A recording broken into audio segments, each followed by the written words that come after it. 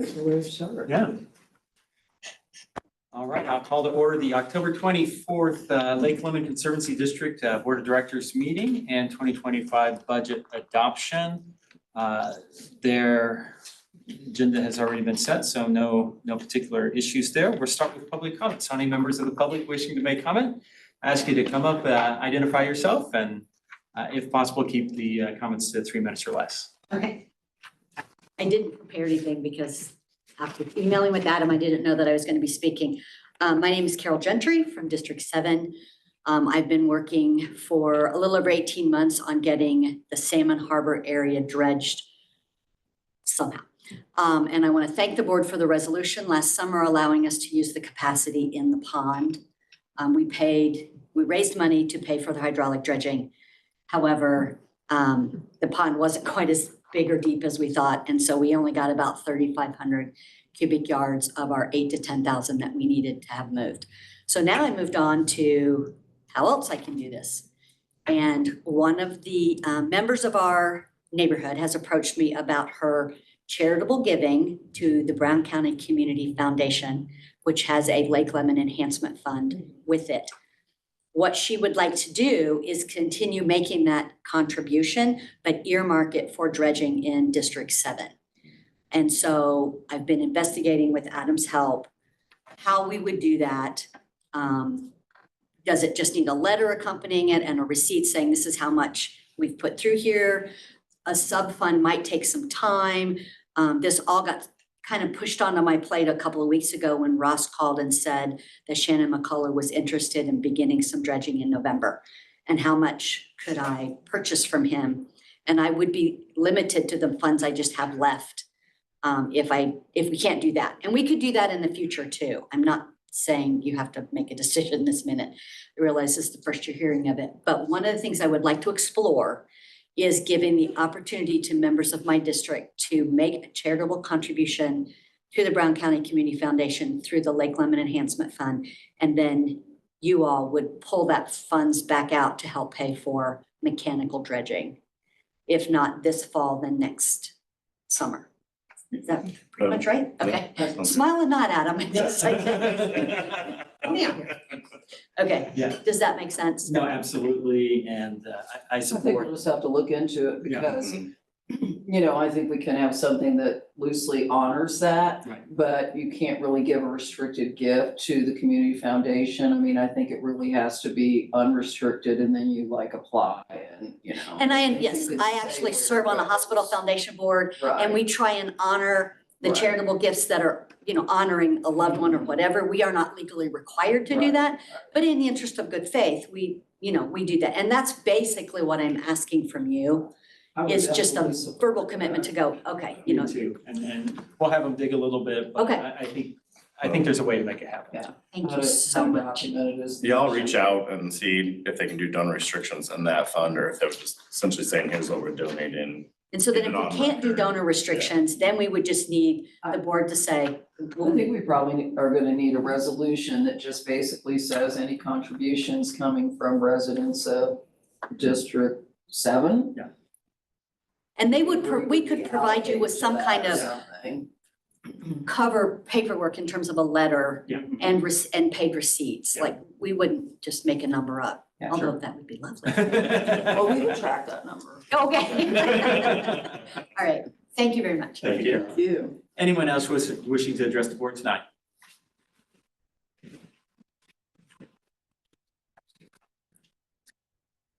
Hi, Tina Eason, District 5.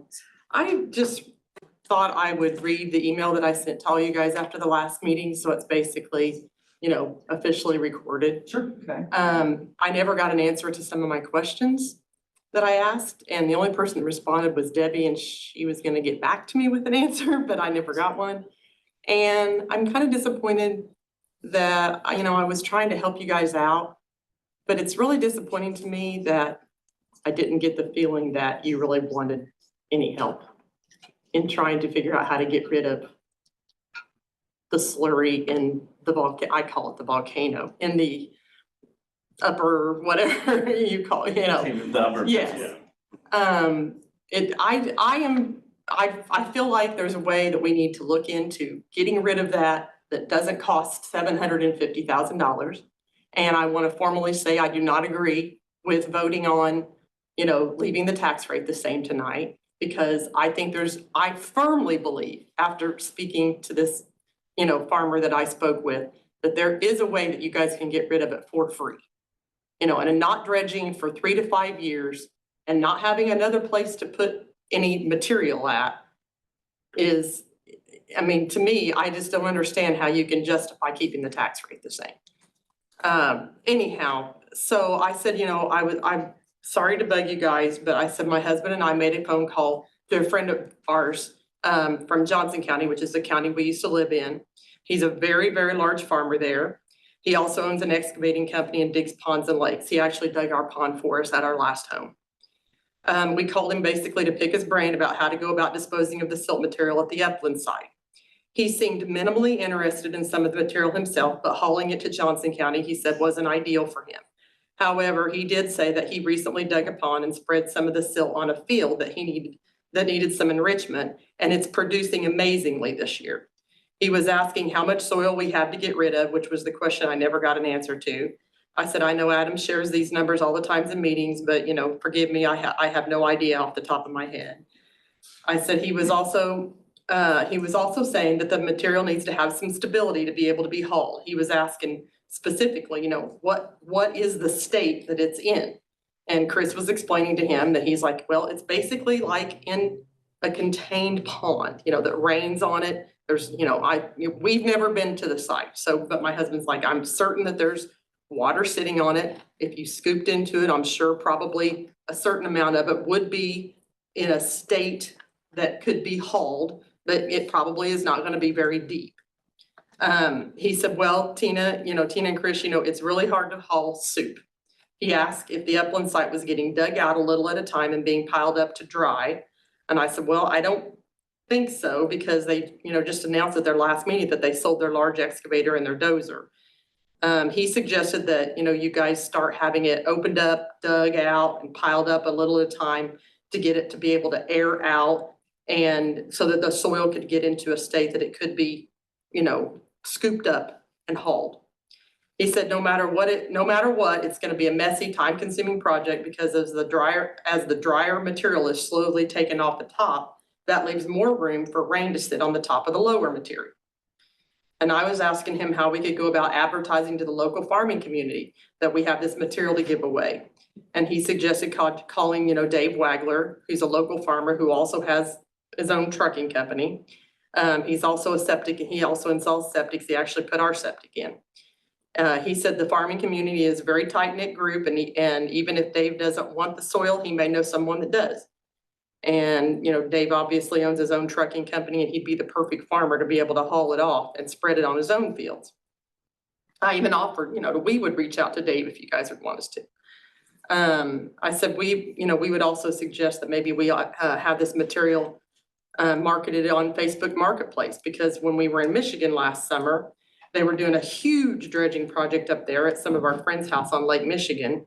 And we were telling our friends about the project that was going on our own lake and the issues with the disposal of the silt material. And they said that up there, it's like a hot commodity and that farmers will actually pay for it. So I'm not suggesting we charge for it. If we could get somebody to just come in and haul it off for free, huge benefit to all of us. But I just feel like that, we need to be looking into ways to not be paying to haul off this material. And now that I've learned that, there is quite the process that's going to be involved to get that material to be able to be dug out of there and into a state that could actually be hauled off. Your 3 to 5 year range, you should be starting to work on this now. If you think you're wanting to dredge again in 3 years and you don't have any other disposal sites.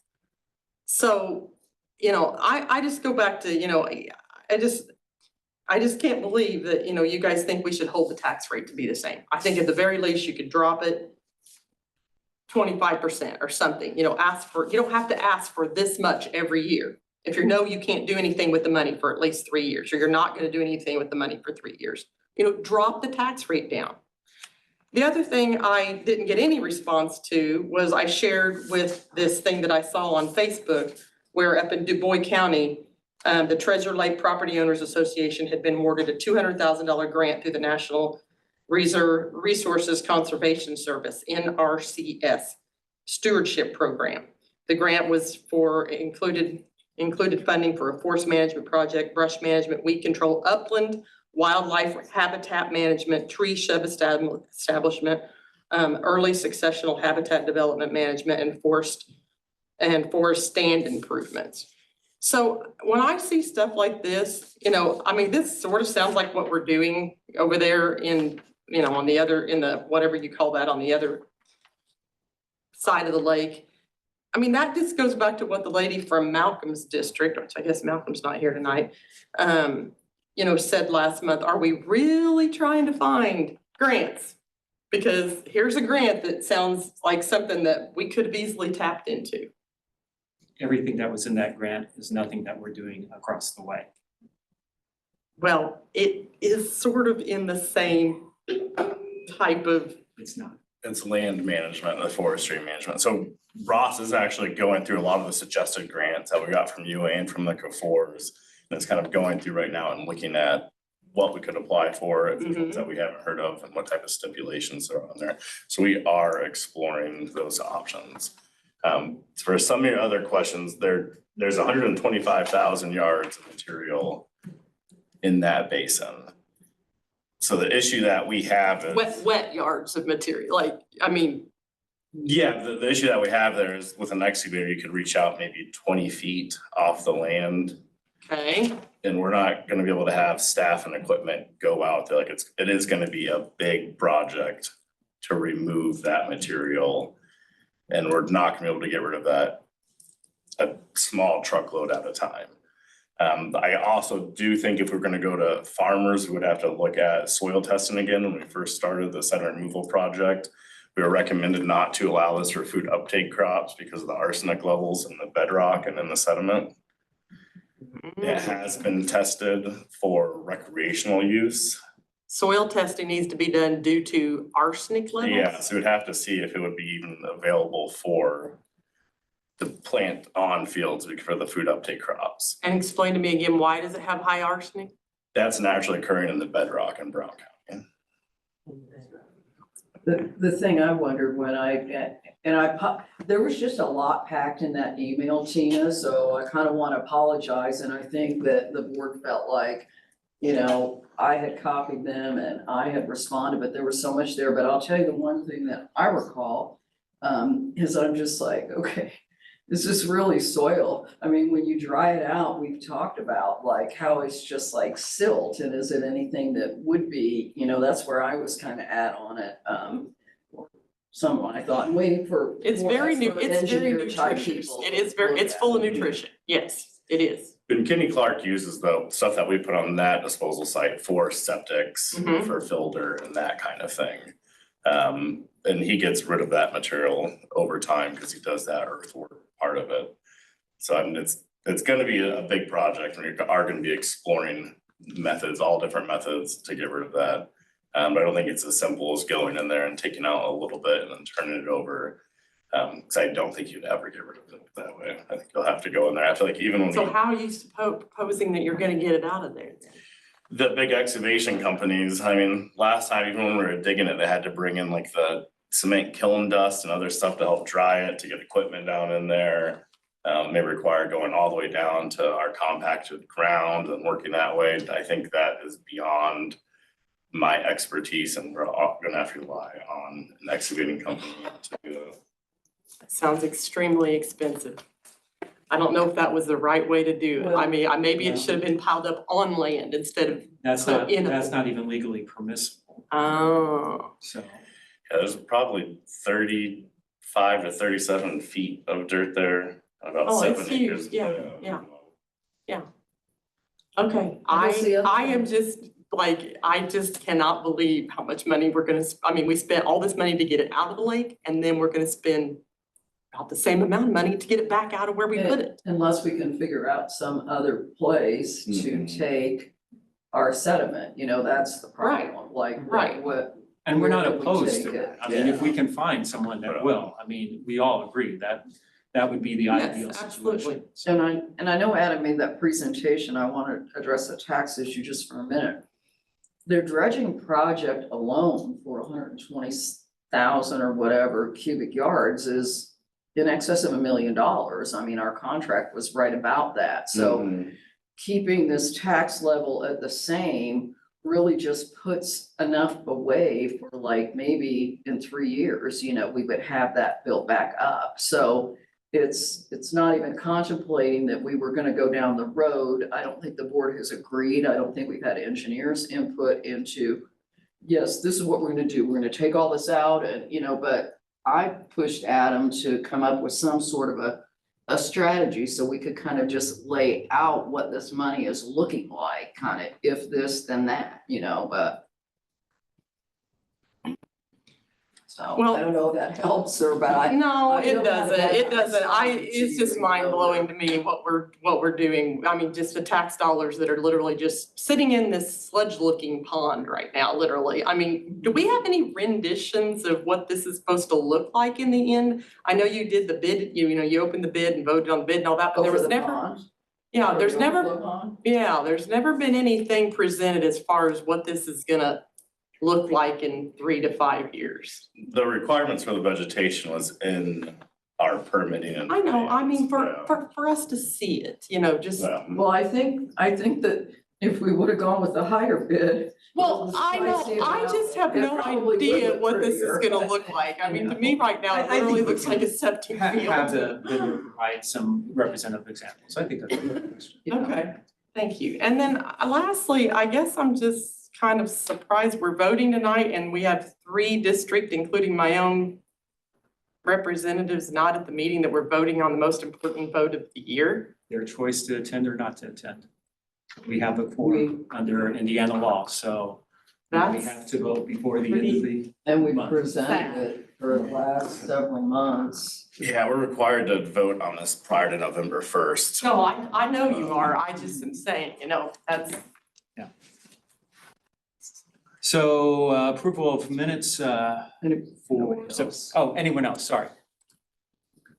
We'll move on to approval of board meeting minutes for September 26, 2024. I entertain a motion for approval. There was like this one typo in those public comments under Michael Kafour's, like it's the 1, 2, 3, 4th sentence down. It says he reiterated wanting to know the how the bay east of the point is.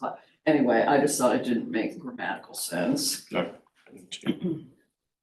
Wanting to know the how of the bay, like something's. How the bay was Yeah, he classified. reiterated, Yeah, I can make that change on that. anyway, that just needs, that was the only thing I that's saw. a Scrivener's error, so we'll make sure that that's correct. Any other discussion before I get a motion? Entertain a motion? So moved. Moved by Steve, do I have a second? Second by Brett, any discussion? All those in favor as amended, please signify by saying aye. Aye. Opposed, any abstentions? Motion carries. Next item is adoption of the 2025 annual budget, resolution 102403, stating the salaries and wages. Adam or Debbie, any? Nothing has changed since the last meeting when we had the public hearing for our general fund. Our budget estimate is $932,846, with the estimated funds to be raised from the special benefits tax at $850,000. The cumulative conservancy improvement, our budget estimate is $143,000. And we had those funds in there to potentially work on the docking system at the beach and or a bathroom remodel at the park there. The estimated funds to be raised from that are $62,800, and that tax rate is set at 0.033 cents per $100 of assessed value. So that only changes with the assessed value in the district. Puts our budget total at $1,076,345, with the estimated tax raised at $912,800. Very good. Any questions or discussions before we get a motion? All right. I mean, I entertain a think we've motion. already highlighted Yeah. every meeting, like what the changes have You've heard been, this. but if anybody has any questions, we're happy to address them. So entertain a motion. So moved. Do I have a second? Second, Moved in second. Any further discussion? All those in favor signify by saying aye. Aye. Opposed? Motion carries. Treasurer's report, move on to Debbie, starting with September budget highlights. okay, let me get to that. Okay, as of September 30th, 2024, we had total checking and savings accounts of $1,240,248. You'll note that our construction account was down to just over $2,000. We do, however, have $873,000 in savings, which was contemplated with the deficit that we have budgeted for this year. We will need to be pulling out of that to supplement that, and we probably won't get our tax money until December, I don't think. Correct.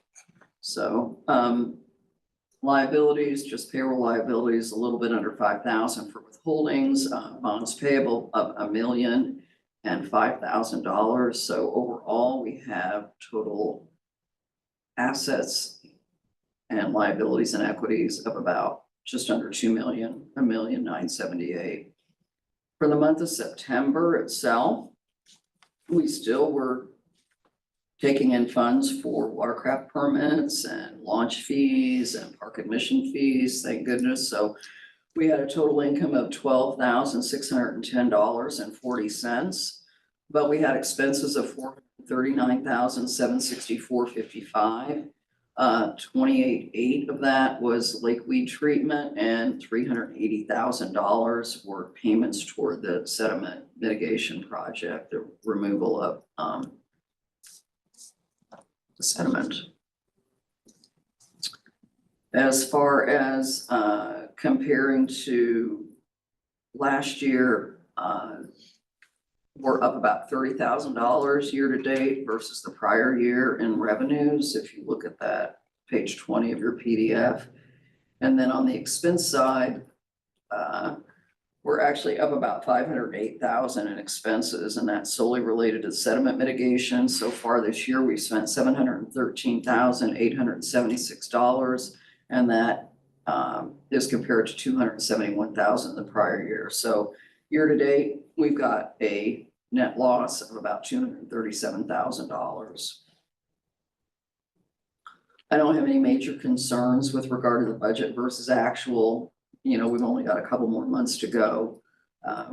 You know, the biggest thing that we were off on was budgeting $90,000 for special events, and that was the whole eclipse, solar eclipse. But we came in pretty good on most of the other items, permits, launch fees, park admission fees, so that all worked out. Any questions or comments? If there are none, I will go to the vouchers and ask for approval of that. It's $431,890.38. As I'd articulated earlier, the lion's share of that relates to the expenses to Dredge America, 2 checks written, $105,208 and one for $275,238. And then, of course, the weed treatment. Other than that, there just really wasn't anything very substantial. Need a motion to approve? So moved. Second. Any discussion on that? All those in favor signify by saying aye. Aye. Opposed, motion carries. And then resolution 10-2404, 2025 fees and charges. And these are essentially related to the budget and have also been previously discussed. So Debbie, I don't know if there's anything further you want to add to it? Anybody have any comments? I think it's an approximate, close to 4% increase across the board on the fees and charges. And we were limited by our lease in terms of Correct. how much we could raise some of those things. And we were sensitive to the park admissions and taking all that into account. We didn't want to drive away people and make it too expensive. So I guess I would ask for a motion to approve the fees and charges for 2025. So moved. Second. Moved in second, any further discussion? All those in favor signify by saying aye. Opposed, motion carries. Move on to manager's report, beginning with the resolution 102405, 2025 board meeting dates. So we need to have our meeting dates resolutions so we can advertise this year for beginning in 2025. This current rendition still keeps 2 meetings at the July shelter in June and July, which will be the Saturday following the second Wednesday of the month. And then all of our meetings for the non-park ones are the 4th Thursday of the month. And this also does not have a November meeting as we have historically done. Except for, I guess, December 11th. Or yeah, December 11th, the December one we move up, so we're not conflicting. We don't have a meeting in November. Yeah. We sort of split the difference between the November and December dates. Any questions on that? If not, we can have a motion to approve resolution 102405. So moved. Second. Moved in second. Any further discussion? See none, all those in favor signify by saying aye. Opposed, motion carries. I'll make an observation. Yes, sir. As someone noticed, there's only 4 of us here. And obviously, we're not gonna do anything next year. But would it be reasonable to reevaluate this Thursday night at 6 o'clock? Because it's becoming difficult for people to make this meeting. Would it be reasonable to put on the agenda to investigate the following years, looking at a different time? Sometimes it's hard to get a quorum. If that's the case, we ought to think about a different time.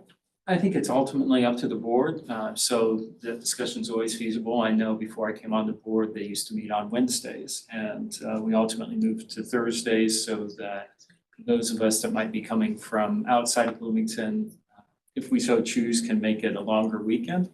But yeah, I mean, I think that's always at the purview of the board, because there's nothing in the state statute or otherwise that dictates that we have to have it on a certain date. We just need to make sure that we, at least 48 hours public notice as to when it occurs. Would it make sense to just move it back, a start time back 30 minutes to 6:30?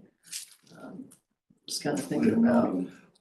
Why not have meeting every other month? And maybe it takes an hour and a half, 2 hours, but meet every other month. This is not for discussion tonight, but I'm just saying, probably ought to be. Most boards I am on do not meet monthly. Yeah, in We're only fact, required to meet quarterly. yeah, quarterly is what I've read, For that the you have to concerns, do it yeah. quarterly.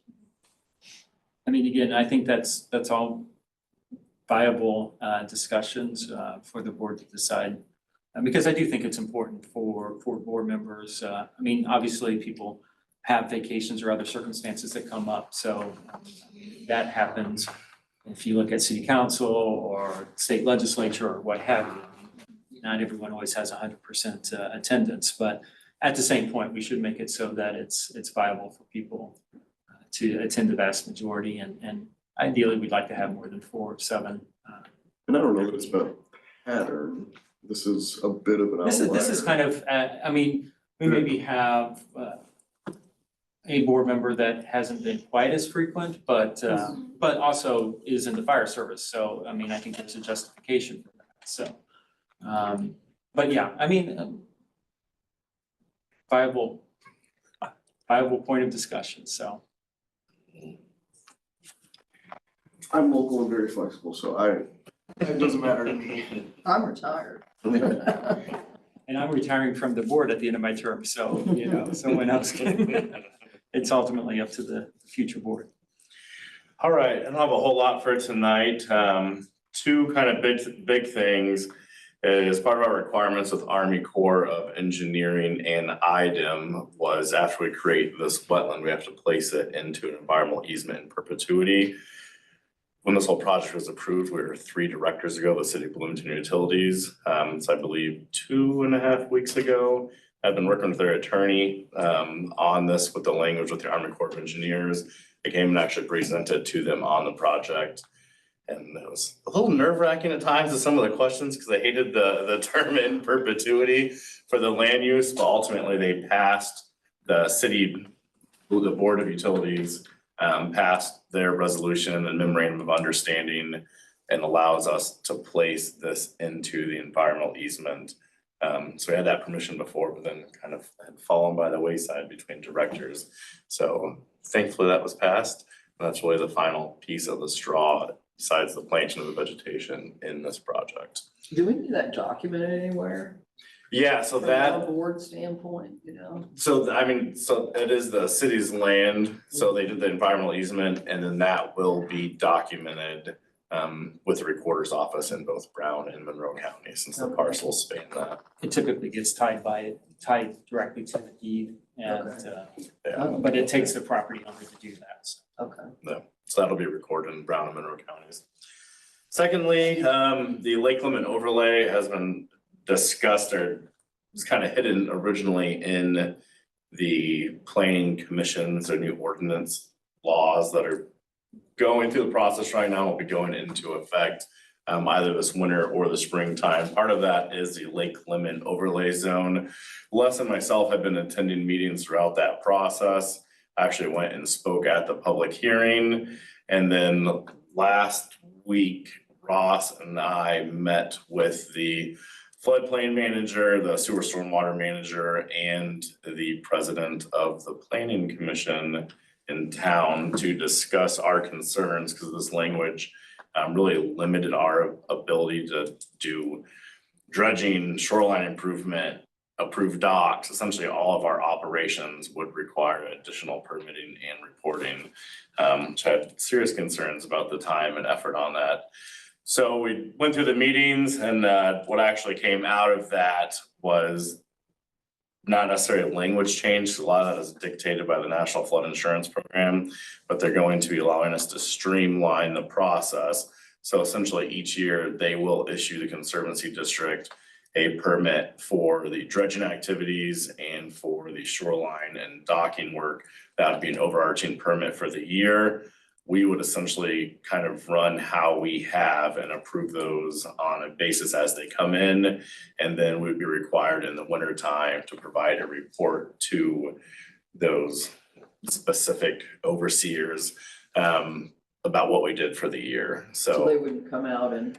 Correct. I think once they started to get into it and how much time and effort it was gonna be on their part, I think they kind of shied away. And since the fact that we are already permitting these activities and looking at them.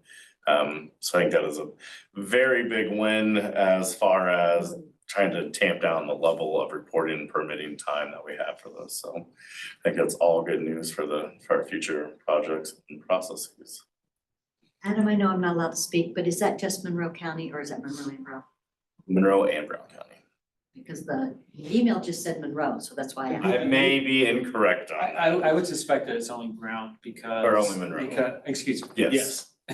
Only Monroe, because Monroe can't provide jurisdiction over That's Brown why, County. sorry to interrupt, but. And that's why I asked. believe you're correct on that, because when we were talking about the new dock that was permitted on the Brown County side of the causeway, they were essentially like, that's out of our jurisdiction. So I believe you are correct. It would be at the I want to line. know if there's going to be another hurdle for me to Yeah, jump. no,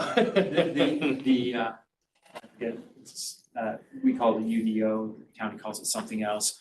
That dictates that they only have jurisdiction over their own county, so they can't impose it on Brown County. And Bloomington can impose things over the entire lake because they own the property, but Monroe County cannot dictate what Brown County does.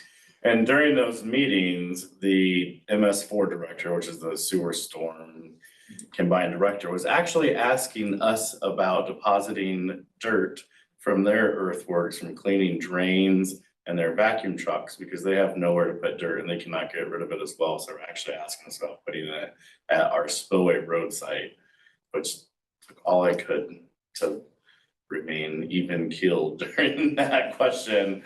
Said- But we told them no, Yeah. so they are actually in this issue as well where they cannot get rid of it, and they're actually looking at purchasing a quarry in town to start getting rid of their sediment from their projects as well, because they're not able to get rid of that. Charge them more. Yeah. Could you? If you just lower the oversight, but that's all that I've got. Good things, I think, for our process moving forward.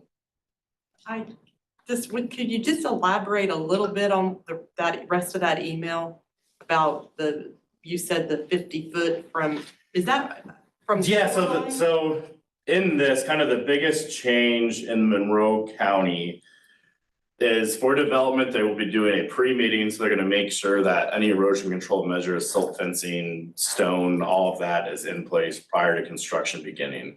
Any new development, including new HOAs or neighborhoods that come in, they would be required to put in their covenants language that states they will be responsible for maintaining the sewer stormwater infrastructure, which would essentially be culverts and ditches. If they do not maintain that and it comes into a state of disrepair, it would allow the county, saying MS4, the sewer stormwater people, to come do the work and then actually build out the homeowners association or the owner there. Anything that is currently in place would be grandfathered in, so this would be for future development projects. And then also within that 50-foot setback, they would allow no development, and then actually wouldn't even allow removal of trees over 6 inches at diameter breast height. So really no removal of vegetation, large established vegetation, no development or permanent structures in that. And then it also had language about docking, but we will kind of oversee that as well. So that's 50-foot from shoreline? Correct. So I don't understand, because there's already the rule about building 2 foot above BFE, wherever wherever the base flood elevation hits your property, you have to be 2 foot above for your main living space of your house. So, I mean, almost sounds like they're putting in more stipulations. And when you have not a very big piece of property, I know that, I mean, and you already have this setback from the road and the setback from the lake, and then you have to deal with floodplain and all, I mean, I was like, they're making it more difficult to build out there.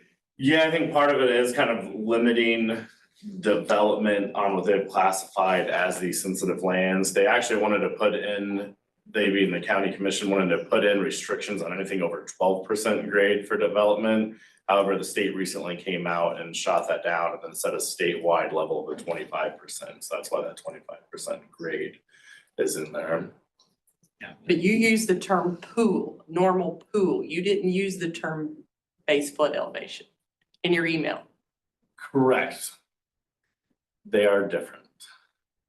So 50 foot, 50 foot from the shore. Let me read you the exact. I know, I read it like 3 times. That is in there. So this does say normal, minimum setback measured horizontally from the normal pool elevation, 630 feet shall be 50 feet. Is the way the language writes in here. So that would be from the lake's edge. The water's edge at normal pool, 50 feet as the crow flies. Okay, so nothing to do with normal pool. Well, I guess it's sort of. 50 feet from the lake's edge, they would not allow development and have place restrictions on vegetation removal. Okay, That's the biggest thing in there. That's definitely more restrictive than what it is now. I think it's Yes. 25 foot now, yes, 25 and 10 on your edges, so. yes, 10 on each side, 25, yeah.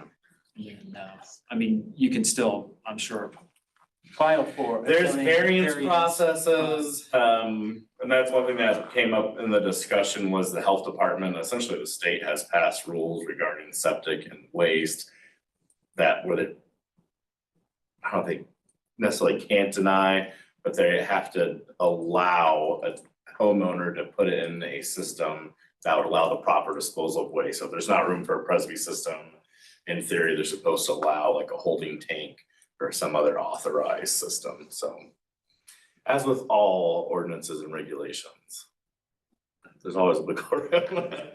Well, I mean, we had to go through the variance process ourselves and they've already got, I mean, it seems like everybody at Lake Lemon that builds has to go through the variance process. And it's like, why are they making it even harder, right? They don't like dealing with Lake Lemon. They told me that.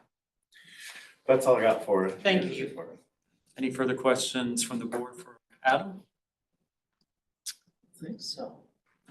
For new business and correspondence for future agenda, the next scheduled meeting is December 12th here at the CBU building, 6 p.m. No November meeting, so again, sort of splitting the difference between the typical November and December meetings. Other than that, I would entertain a motion for adjournment. So moved. Do I have a second? So Barring any objection, we stand adjourned. Thank you. We need to sign something, Adam?